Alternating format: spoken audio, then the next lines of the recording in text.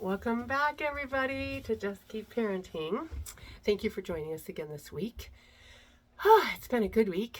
I was visiting with my neighbor last weekend, and she's like, I've been potty training for 3 days. And I'm like, you know what? We haven't had a video about potty training. And Mr. Rogers has, in his book, on the parenting resource book, he has some great ideas about how we can help our children and help ourselves, actually. And I loved what he said at the very beginning. I'm going to read that for you. He said, there's a lot of work involved in learning to use the toilet.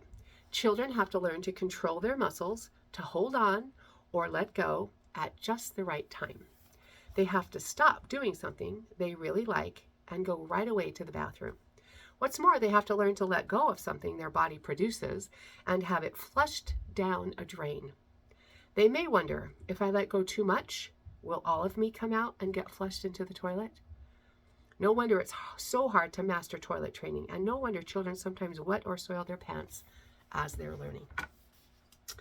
Right? We had talked about that. We talked about before when mom and dad leave, they're wondering if mom and dad are going to come back, right? And so it's kind of the same principle that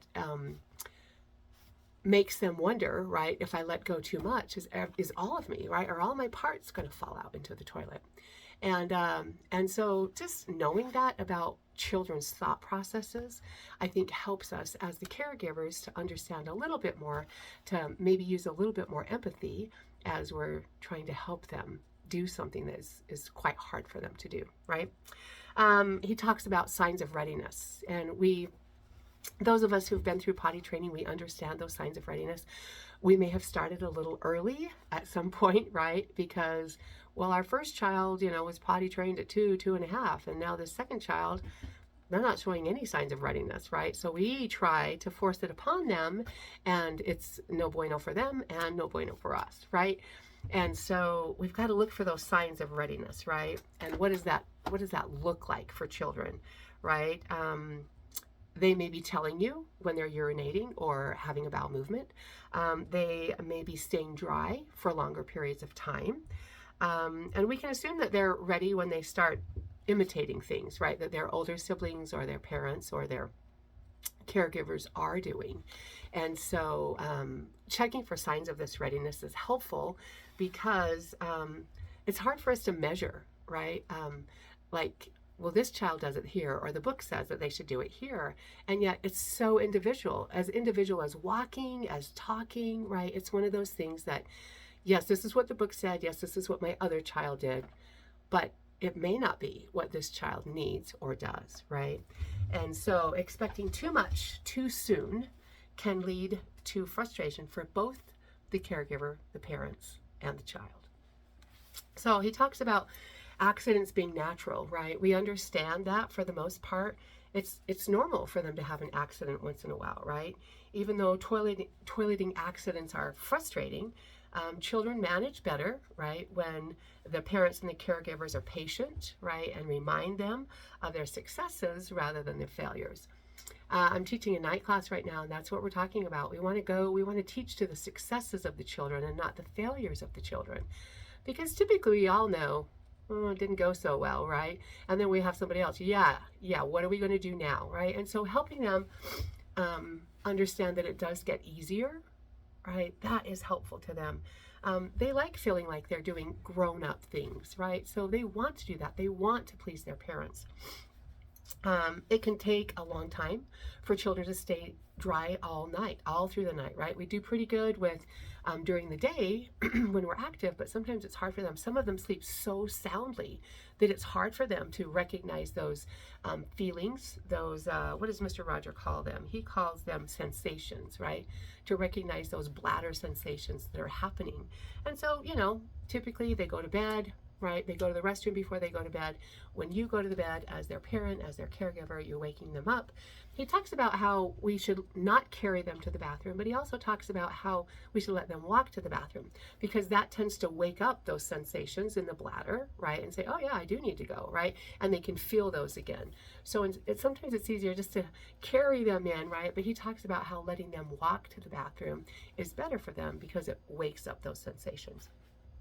So another thing to think about is they have less control of their bladder when they're sick when they're stressed, if we talked about a move, right, and how a new baby and all those different stressors in their lives sometimes tend to affect their toileting accidents, if you will.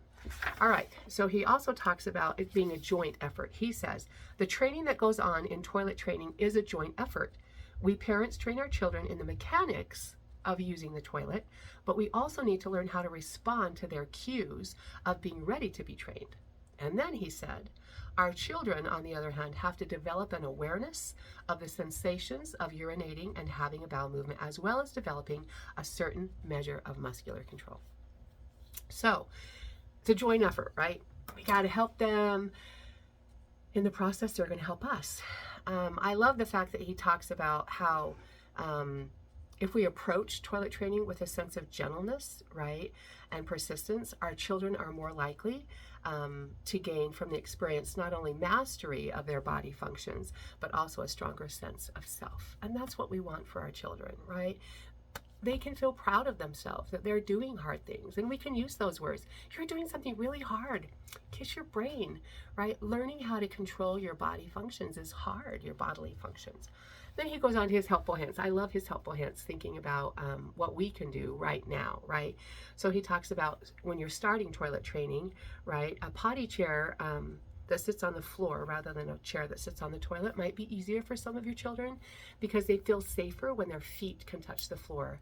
And I know that, sometimes we just put a potty chair on the toilet, and I just thought, you know what, there is something about being able to touch the floor. I think of my friends who are not children, and when they sit on a couch and how that's uncomfortable for them. Anyway, so something to think about. The next one, he talked about, using praise, right? Your praise means so much to your child. In fact, the main reasons children want to use the toilet are that they want to please the people they love and because they want to feel like they're growing up, right? So not that empty praise, but that positive, specific praise that we've talked about in many videos. Wow, you held that for a long time and now you're going like a champ, right? So way to go for you. Give them that specific feedback. Sometimes we have to remind our children, right? Whether it's setting a timer or something for us to be able to remind them to stop doing what they're doing, right? But it's really important to get to the bathroom on time and have that empathy. I know this is hard for you. I know it's hard to stop in the middle of something, but give them that, yes, I get it. I know how you're feeling, but we got to go to the bathroom, right? And then the other thing is you might use some sort of an extrinsic chart, right, on a calendar or something, giving them stars, giving them check marks to be able to, so they can see their progress as well, right? Wow, I did this every day, right? And give them that feedback again. What if we had bedwetting, right? He talks about limiting our child's liquids after dinner, right? And not having such things as chocolate milk and caffeine and those things that tend to, they can tend to make children urinate more often. And he also talks about going right before he goes to sleep and then you waking the child up before you go to bed. Let your child walk there. We've already talked about that, right? And then dealing with toileting accidents, trying to be patient with your child, recognizing this is a new skill for them. At recognizing, right, the accidents are common at the beginning, kind of prepare yourself for that. The next thing is, right after an accident, give your child some of the cleaning up work to do so they can see that it takes work to clean up from a toileting accident, right?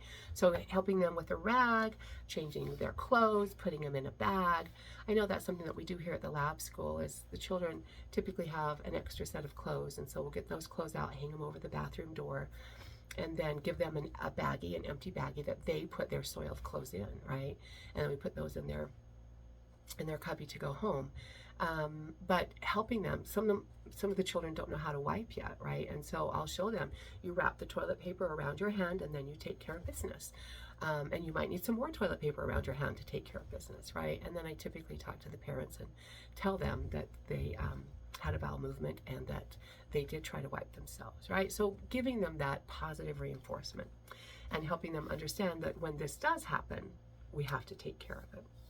Remember that accidents sometimes happen because of stressful changes in children's lives. We've talked about that: birth of a new baby, a move, mom and dad getting a new job, maybe a new caregiver at childcare. All those different things may have stressors on the children that we don't realize.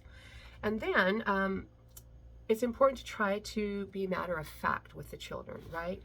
Many children already feel bad when they've had an accident. They don't need us just right making them feel worse. So even though it's hard for us as the parents and the caregivers to feel upset, right, when the accidents happen, remember that we need to be matter of fact with them. And then the last thing he talks about is, if it's continuing, maybe you need to talk to your pediatrician, your child care provider, because it's wise to check in with them if things aren't proceeding as you think they should proceed, and if it's out of the window, right? And so feel free to talk to somebody about that. Anyway, good luck to all of those of you who are training and helping children master that those bodily functions. Wishing you well.